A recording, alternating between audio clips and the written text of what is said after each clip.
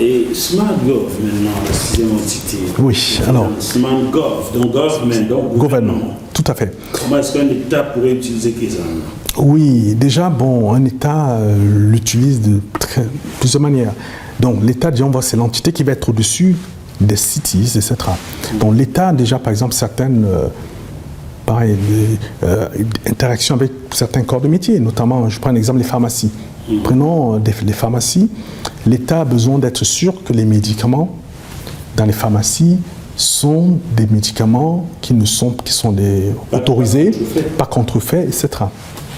Donc, le gouvernement envoie des personnes, notamment, je prends un exemple que je connais, puisque un de mon board member, donc Didier Gambé, Mouliam, c'est avec qui j'ai fait le cours élémentaire 1 et 2, je vous dis, à Berthois. Il est vraiment fidèle ce monsieur. Absolument. Parce que tous sont ses amis d'enfance. Tout à fait.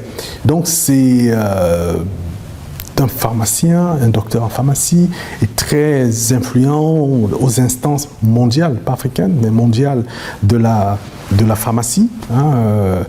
C'est un Camerounais exceptionnel. Là encore, voilà des personnes exceptionnelles. On verra bien absolument. Plus, c'est sûr. Et donc, il me faisait part d'un use case, en fait, d'un cas de figure, notamment au Cameroun. Le gouvernement emploie un certain nombre d'inspecteurs qui vont inspecter les pharmacies pour voir la qualité des médicaments. Mais le problème, c'est qu'ils sont à peu près une dizaine d'inspecteurs pour à peu près plus de 3000 pharmacies dans le Cameroun. Donc, c'est possible. Voilà, qu'est-ce qu'ils vont inspecter? Voilà. Donc, une telle app leur permettrait de faire à peu près 10 fois plus d'inspections qu'ils ne pourraient faire aujourd'hui. Pourquoi? Parce que notamment lorsqu'ils iraient sur le terrain, les pharmacies étant déjà connectées, lorsqu'ils vont sur le terrain, ils arrivent, ils scannent, parce que cette appli est va être utilisée pour eux notamment, ils vont juste scanner les médicaments. Et en scannant, l'intelligence artificielle qui est dans Kezan leur permet d'établir en temps réel un rapport sur médicaments OK, pas OK, autorisé au Cameroun, pas autorisé, etc. Et immédiatement, l'inspecteur, en fait, a juste scanné, c'est géolocalisé, il n'a pas besoin de dire où il se trouve, il arrive juste, il scanne, le travail est fait, donne. Les rapports sont déjà faits, sont établis, les conséquences suivent directement.